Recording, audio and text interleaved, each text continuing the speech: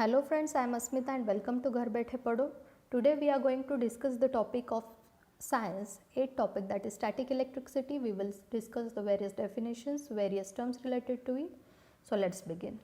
So here you can see various experiments are performed here and they are asking us the causes and effects. We will discuss it one by one. Okay.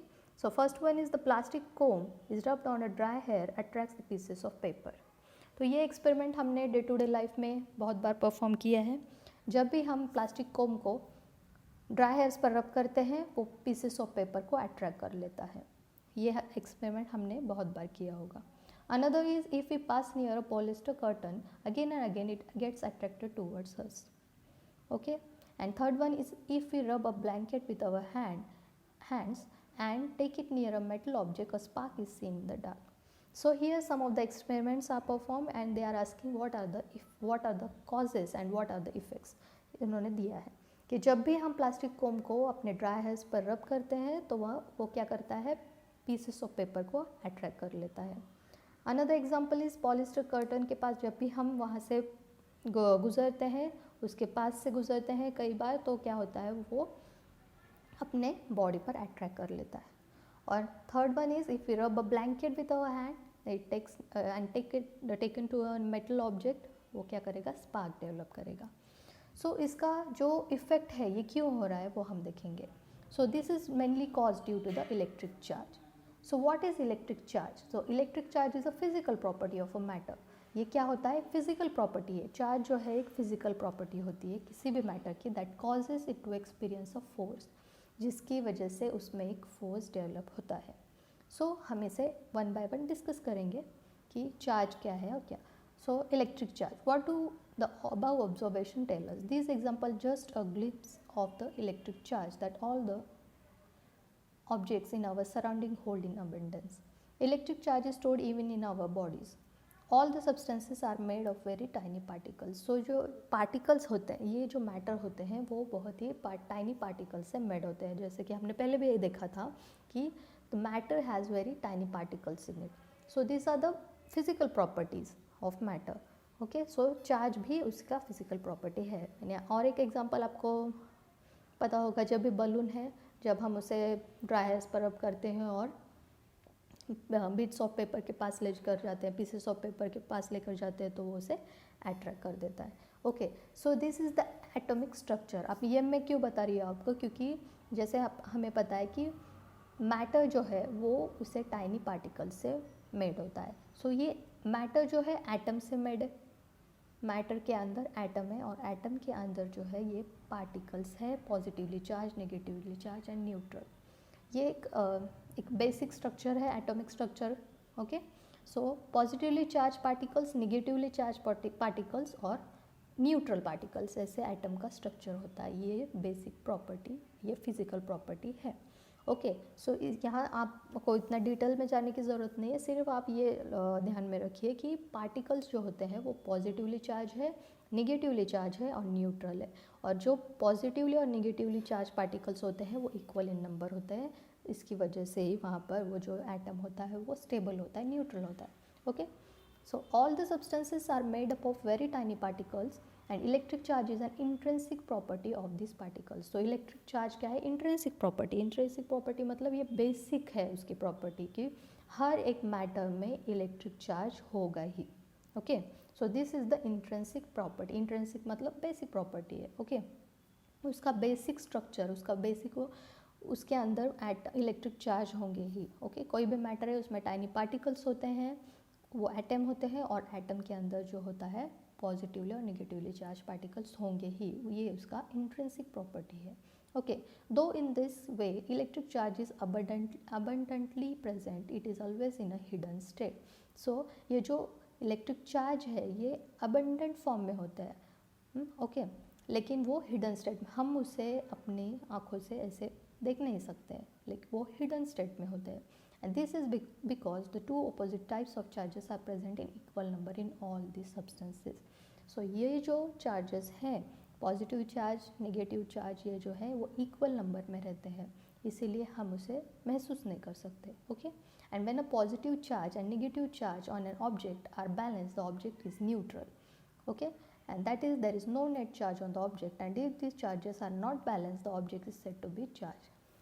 तो मैंने आपको कहा कि ये basic structure है matter का, जिसमें positively charge particles होते हैं और नेगेटिवली चार्ज पार्टिकल्स होते हैं, लेकिन ये इक्वल नंबर में चार्ज पार्टिकल्स होते हैं, इसीलिए वो आइटम क्या होता है, वो जो मैटर है या ऑब्जेक्ट है वो न्यूट्रल होता है। और जब भी पॉजिटिवली चार्ज आइटम्स ज़्यादा होते हैं नेगेटिव से, या नेगेटिवली चार्ज आइटम्स ज़्यादा होते हैं पॉजिटिवली चार्ज पार्टिकल से, तब हम उसे चार्ज कह सकते हैं। ओके, सो हम अब एक एग्जांपल देखेंगे, how would two charge object interact with each other. अब हम ये एक्सपेरिमेंट देखेंगे। हमने पहले ग्लास रॉड लिया है, ओके, सो रब one end of glass rod against a silk cloth. अब हम क्या करना है कि ग्लास रॉड लेना है और सिल्क क्लॉथ लेना है, और ये ग्लास रॉड को क्या करना है, सिल्क क्लॉथ पर रब करना है। तो क्या होगा, due to the rubbing a small charge will get transferred from one object to another object. तो यहाँ पर क्या होता है कि जो पॉजिटिवली चार्ज पार्टिकल्स जहाँ पर कम है, ओके, जिस ऑब्जेक्ट को पॉजिटिव चार्ज की ज़रूरत है या फिर नेगेटिव चार्ज की ज़रूरत है, वो ऑब्जेक्ट डिसाइड करेगा। अगर एक ऑब्जेक्ट है उसके पास पॉजिटिव चार्ज कम है तो वो क्या करेगा, पॉजिटिव चार्ज लेगा। जिस ऑब्जेक्ट के पास नेगेटिव चार्ज कम है वो ऑब्जेक्ट नेगेटिव चार्ज लेगा। ओके, सो ऐसे उस ट्रांसफ़र ऑफ पॉजिटिव या फिर नेगेटिव चार्ज से वो क्या होगा, चार्ज होगा। ओके, हम देखेंगे आगे। Okay, now charge another glass rod in the same manner. जो पहले हमने एक ग्लास रॉड लिया था उसे चार्ज किया और उसे हमने हैंग कर दिया। ओके, आप यहाँ पर इमेज में देख सकते हैं कि फर्स्ट इमेज में एक ग्लास रॉड है, उसे हमने हैंग किया और उस पर एक प्लस प्लस प्लस के साइंस दिखाई दे रहे हैं। तो वो क्या है, वो पॉजिटिवली चार्ज पार्टिकल है। ओके, मतलब उसमें पॉजिटिव चार्ज डेवलप हो गया है। अब हम अनदर सिल्क क्लॉथ लेंगे और उस पर भी ग्लास रॉड को रब करेंगे। ओके, और वो ग्लास रॉड को क्या करेंगे हम, अब जो पहला हैंग किया हुआ है, कहाँ हैंग किया है जो ग्लास रॉड, उसके पास लेकर जाएंगे। तो क्या होगा, वो जो दोनों रॉड है वो रिपेल हो जाएंगे। जैसे हमने एरो देख रहा है अब कि एक एरो डाउनवर्ड डायरेक्शन में और एक अपवर्ड डायरेक्शन में, मतलब वो रिपल हो रहा है, रिपल्शन हो रहा है उसमें। क्यों हो रहा है, क्योंकि दोनों जो ग्लास रॉड है वो पॉजिटिवली चार्ज है। मतलब कि जब भी पॉजिटिव चार्ज आपस में मिल जाते हैं, मिलते मतलब जब वो एक दूसरे के पास आ जाते हैं तो वो रिपेल हो जाते हैं। जब भी पॉजिटिव और पॉजिटिव ग्लास रॉड्स एक दूसरे की तरफ आ रहे हैं तो वो रिपेल हो जा रहे हैं। क्यों, क्योंकि वो दोनों का चार्ज सेम है। ओके, सो रब one of its and against a woollen cloth, ये हो गया है। सो यहाँ पर रिपल्शन हो रहा है। दूसरा एग्जांपल हम देखेंगे कि ये ग्लास रॉड है और प्लास्टिक रॉड है। तो यहाँ पर क्या हो रहा है कि ग्लास रॉड जो है वो पॉजिटिवली चार्ज है और प्लास्टिक रॉड जो है वो निगेटिवली चार्ज है। तो अब क्या होगा, एक पॉजिटिव चार्ज है और एक नेगेटिव चार्ज है, इसकी वजह से यहाँ पर अट्रैक्शन होगा। मतलब ग्लास रॉड पॉजिटिव है और प्लास्टिक रॉड नेगेटिव है, तो ये दोनों अट्रैक्ट हो जाएंगे। तो आपको ये याद रखना है कि जब भी सेम चार्जेस जब एक दूसरे के पास आएंगे तब वो रिपेल हो जाएंगे, और अपोजिट चार्ज भी एक दूसरे के पास आएंगे तो वो अट्रैक्ट हो जाएंगे। मतलब पॉजिटिव या नेगेटिव, ये जो चार्ज पार्टिकल्स जब एक दूसरे के पास आएंगे तो वहाँ पर अट्रैक्शन होगा, रिपल्शन होगा। और जब पॉजिटिव और नेगेटिव पार्टिकल्स एक दूसरे के चार्ज ऑब्जेक्ट्स जब एक दूसरे के पास आएंगे तब वहाँ पर अट्रैक्शन होगा। Okay, so what is the origin of electric charge. तो यहाँ पर उसका ओरिजिन क्या है, all the substances are made up of particles and this particles are ultimately made up of very tiny atoms. So आपको मैंने basic structure जो बताया था कि वो टाइनी एटम्स से बने होते हैं। All the matters are made up of tiny particles. We shall be looking at the details of atomic structure later. At this stage, it is sufficient to know that each atom contains a stationary positive charge and moving negative charge. Okay, so मैंने आपको जो पिछली image में दिखाया था यहाँ पर कि ये जो रेड कलर के हैं इलेक्ट्रॉन्स हैं वो रोटेट होते हैं इस न्यूक्लियस के अराउंड, और जो प्रोटॉन्स और न्यूट्रॉन्स है वो न्यूक्लियस के अंदर होते हैं। और जो रेड कलर के जो पार्टिकल्स दिख रहे हैं वो निगेटिवली चार्ज है और वो रोटेट होते हैं, वो स्टेबल नहीं होते। Okay, so these two charge being perfectly balanced, an atom is electrically neutral. so जो पॉजिटिव चार्ज है और निगेटिव चार्ज है वो इक्वल होता है कोई भी एटम में, कोई भी पार्टिकल में, कोई भी मैटर में, इसीलिए वो स्टेबल होता है। Okay, So all the objects are made up of atoms, which means that they are electrically neutral. Then how do objects become electrically charged? So ये जब neutral होते हैं तो वो charge कैसे होते हैं? Okay, so हम देखेंगे. For some reason the balance of the electrical neutral atom get disturbed. So जब भी उसमें का जो balance है positive और negative का जो balance रहता है, मतलब equal number of protons है, equal number of electrons है, मतलब equal number of positive particles है और equal number of negative particles होते हैं, तब वो उसे हम बैलेंस आइटम कहते हैं. लेकिन जब भी उसमें डिस्टर्बेंस होता है, मतलब कभी पॉजिटिव चार्ज पार्टिकल्स ज़्यादा होते हैं, कभी नेगेटिव पार्टिकल्स ज़्यादा होते हैं, तब वो इम्बैलेंस हो जाता है और उसे हम डिस्टर्बेंस कहते हैं. Atom gets disturb. तो जब भी हम रब करते हैं किसी ऑब्जेक्ट को तो वहाँ पर वो डिस्टर्बेंस occur होता है. Okay, whenever we rub a particle, then there is a disturbance in the structure of atom, that is the positive or negative charge are increased or decreased, and that is why there is a imbalance. Okay, so for example, when a certain object are rubbed against each other, the negatively charged particles on one object go to the other object, and the object to which they go becomes negatively charged due to the excess of negatively charge particles. मतलब जब भी हम किसी object को रब करते हैं तब वो क्या करता है कि किसी भी उसे अगर ज़रूरत है पॉजिटिव चार्ज की तो वो पॉजिटिव चार्जेस लेगा, उसे अगर ज़रूरत है नेगेटिव चार्ज की तो वो नेगेटिव चार्ज लेगा. इसकी वजह से वो इम्बैलेंस हो जाता है. Similarly the object from which the negatively charge particles go away becomes positively charge. अभी कोई ऑब्जेक्ट है, अगर वो पॉजिटिवली चार्ज है, ओके, और अनदर ऑब्जेक्ट है वो नेगेटिवली चार्ज है, अगर वो नेगेटिवली चार्ज जो ऑब्जेक्ट है उसमें से अगर नेगेटिव चार्ज चला गया तो वहाँ पर क्या रहेगा? पॉजिटिव.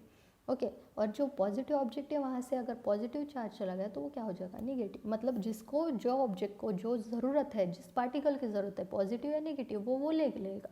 ओके, सो यहाँ पर क्या होगा? It means that of the two objects being rubbed, one become positively charged and another negatively charged. यहाँ पर वो एक पॉजिटिव हो जाएगा और अनदर नेगेटिव हो जाएगा. तो यहाँ पर कुछ एग्जांपल्स हैं. यहाँ पर मैं आपको ये डायग्राम दिखाती हूँ जिसमें पॉजिटिव चार्जेस जो हैं जिसमें होते हैं वो, और जो नेगेटिव चार्जेस होते हैं उसमें कुछ एग्जांपल्स दिए हैं, जैसे कि human body, nylon, would, lead, cotton, aluminium, ये जो है वो पॉजिटिव चार्जेस बॉडीज़ है. और नेगेटिव चार्जेस बॉडी जो है पॉलिस्टर, सिलिकॉन, टेफ्लॉन. इसी वजह से ये जो अट्रैक्शन हो रहा है बीट्स ऑफ पेपर का जो कोम के साथ, कोम क्या है? प्लास्टिक है. ओके, कोई भी हो सकता है कोम. और जो पेपर है वो पॉजिटिव चार्ज है, कोम है या नेगेटिव चार्ज है, इसलिए वो वहाँ पर अट्रैक्ट होता है. ओके, नायलॉन है और वूल है. ओके, तो ये हमने पीछे एक्सपेरिमेंट देखे थे, इसकी वजह से ये होता है. तो आप देख सकते हैं ह्यूमन बॉडी, ग्लास, नायलॉन, ये जो है वो पॉजिटिव चार्जेस है, और जो रबर है, गोल्ड, पॉलिस्टर, ये निगेटिवली चार्ज है. हमने वो एग्जांपल भी देखा था जहाँ पर ह्यूमन बॉडी को पॉलिस्टर क्लॉथ अट्रैक्ट कर रहे हैं. तो देख सकते हैं यहाँ पर ह्यूमन बॉडी जो है पॉजिटिवली चार्ज है और पॉलिस्टर जो है नेगेटिवली चार्ज है, इसकी वजह से वो उसमें अट्रैक्शन होता है. ओके, सो यहाँ पर एक एक्सपेरिमेंट दिया है. यहाँ पर कुछ ऑब्जेक्ट्स दिए हैं, balloon, ball pen, refill, eraser. तो ये आप अब यहाँ पर कुछ क्वेश्चंस पूछा है कि बलून है, वेदर रब paper pieces get attracted, yes और नो. जब हम बलून को रब करते हैं और फिर पेपर के पास लेकर जाते हैं तो वो अट्रैक्ट हो गया या नहीं? तो वो अट्रैक्ट होगा. ओके, रबर है, यहाँ पर एक एग्जांपल दिखा है ना कि रबर है, बलून जो होता है रबर, और पेपर जो है पॉजिटिवली चार्ज है. वैसे ही यहाँ पर बहुत सारे एग्जांपल दिए हैं, आप इसे डिस्कस कर लीजिए. और each atom is electrically neutral, it has equal number of positive and negative charge. If for some reason the negative charge decreases, the atom become positively charge. तो यहाँ तक आपको होप सो आपको यहाँ तक समझ में आया होगा. आगे का टॉपिक हम अगले सेशन में डिस्कस करेंगे. Thank you.